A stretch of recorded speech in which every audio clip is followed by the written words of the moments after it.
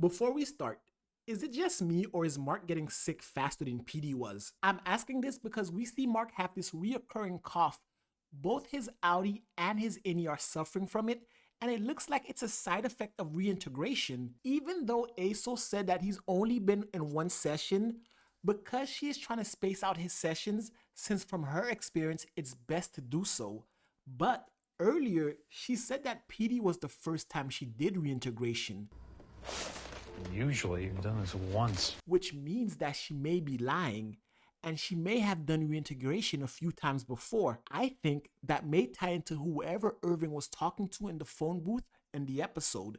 Remember, he said to whoever he was talking to that Lumen must have figured out what his innie was up to, which means that him and his innie are both working together. Which starts to make sense if we remember back in season 1, Irving seeing flashes of the paint that his outie was using, or how we see that outie Irving was already working to discover what Lumen was up to, especially since he was the one that was drawing the door to the export hall. And from what we've seen with Mark this episode, it seems like Irving's outie and his innie's memories are blurring, kind of like Mark's innie and outie was blurring in the end of this episode. We're gonna break it all down in this episode, so guys, don't forget to click the subscribe button before Lumen activates the overtime contingency. But speaking of the export hall, we finally got a glimpse of it in the opening sequence of this episode. And it's just like Felicia described to Irving way back in episode 3. A man comes to the O&D department and they give him what I think are dental tools, which leaves me a little bit more confused. But I think it adds to the theory that Lumen is some sort of medical testing company. What makes it even weirder is the fact that O&D stands for optics and design, so I would assume that these tools would have been for optic surgery or something, but these were dental tools, unless I'm wrong and they aren't. Let me know what you think they are in the comment section below. But once he gets those tools, he heads back out through the hallway, the same hallway that Irving's outie kept drawing, which Dylan now has directions to, which was behind the poster in the break room that said hang in there. The words hang in there were also Irving's last words, so that was him giving Dylan a clue to where he could find this map. So I think that Irving always knew that he was going to be quote unquote killed, and I said quote unquote because while Irving is no longer with them, he isn't technically dead. Even though they may never see any Irving again, he's not dead. He's just not here. It's just like Mark said. And I think that was Mark's way of coping because Irving is gone.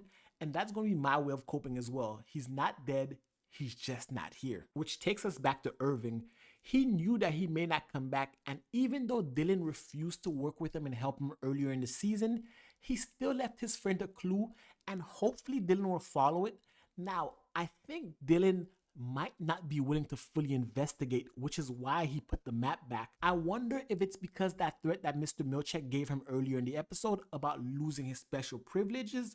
It's not lost on me that Mr. Milchick said this in front of Mark and Helly, kind of putting him at odds with the other refiners. I wonder if that's going to play out later because we know Dylan has actively not helped anybody at all this season. And I know he doesn't want to lose his special privilege, i.e. getting to see his outie's wife again, so maybe that's the reason why he doesn't want to investigate. But no lie, if that's the case, I'm going to need them to send me up to the Severance floor so I can beat Dylan's ass myself. Because he's not about to waste Irvin's sacrifice, he's just not. But speaking of sacrifice, I think Mark might also be a sacrifice. Azo Rogabi still hasn't told us why she's willing to help Mark. We already caught her lying this episode by telling outie Mark that she finds that waiting another day is helpful. It tells us that she has done this before. And the fact that Mark called her out on this shows us that he's paying attention to her. But I don't think he knows how bad his sickness is already, since he's only experiencing the cough while his innie was feeling the brunt of it this episode. I'm not sure that any Mark knows that his outie is going through reintegration.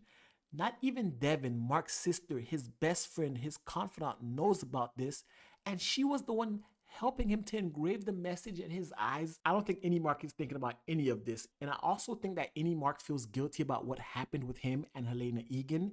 He couldn't tell if it was Helly or Helena. He kind of felt betrayed by her, but I think it's mostly guilt or defeatism because the way he was talking, it seems that he's lost all hope. which adds to why I think he doesn't know that his Audi is actually going through reintegration. And I don't think Audi Mark even knows that he's sick. It isn't until he went up the stairs that his memories actually started bleeding together with that of his innies, and he started to see his wife, Miss Casey. It took us back to the memory that we saw in the first season when Mark had his one-on-one session with Miss Casey. The fact that Audi Mark can actually start accessing his innies memories, it's showing us that reintegration is working after just one session, which means that Mark's reintegration process is working faster than Petey's, which may be why Mark is getting sick so fast. That reintegration disease is going to kick his ass if it's working that fast. You know who else got his ass kicked this episode? Mr. Milchick. So can we talk about Mr. Milchick for a second? Firstly, do y'all agree with me that it was Miss Hung who sent those anonymous complaints about him using big words and paper clips? Especially after she asked him earlier in this episode about his performance review, and the way she asked him the question, it was almost like though she was threatening him with it. You take that and you add it to the fact that those complaints sound exactly like complaints of a petty child. I think those complaints were made by her. And why do I get the feeling that Mr. Milchick will be scapegoated? Drummond made it a point to mention that Mark could complete Code Harbor under Mr. Milchick's stewardship, which is just a fancy way of saying under his supervision. But did you notice, while he was saying this, Mark got up to 85% completion when he started feeling the effects of his reintegration. I think that's an early hit that he might not finish whatever Code Harbor is at all. And Lumen will end up blaming it on Mr. Milchick because he's already in hot water with them anyway, which is low-key messed up because he's essentially inheriting MDR from Miss Cobell, and it was already dysfunctional before he became head of the department, which would explain why Mr. Milchick tried to talk to Natalie about the paintings. And let's keep it a buck. Mr. Milchick is black. Those paintings made him feel weird. I'm black. Those paintings made me feel weird. And he tried to find some form of solace or camaraderie with Natalie, but she was having none of it. I've worked on a corporate floor before, and from my experience, she didn't have to say anything, but the look in her eyes said it all.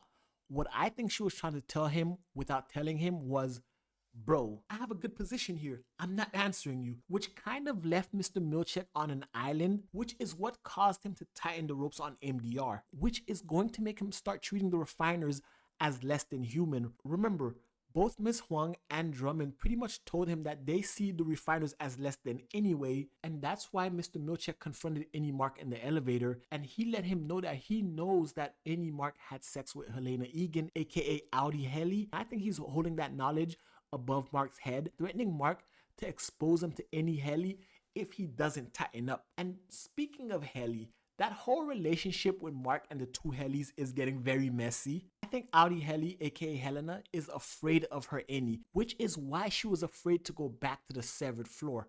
But notice how she essentially has no power in the company for real. Drummond essentially tells her she has to go back, and even though her father was involved in the decision, Drummond did not tell her dad about what happened on the Earth boat with Irving nearly drowning her. I think Drummond might be the most powerful person in the company next to her dad. Remember in episode 2, he was also following Mark and his sister when they went to the diner. I don't think he answers to anyone except for James Egan. Tell me what you think. What kind of power do you think he wields in Lumen? And do you think that Helly or Helena has more power than him? All of it's super interesting, and we still don't know what Miss Cobell's doing. I think she's going to be back soon, and she has a bigger role to play. Overall, all these different things happening this episode, Mark getting his sickness, and maybe, just maybe, all this is going to come to head at the end of the season. Mark's sickness, him not finishing Code Harbor, them firing Mr. Milchick. I hope Mr. Milchick doesn't go anywhere because he's my favorite character. But guys, that's just my thoughts. I'd love to hear your thoughts about it in the comment section below. And guys, if you like this video, give it a thumbs up, hit the subscribe button, and until next time, peace.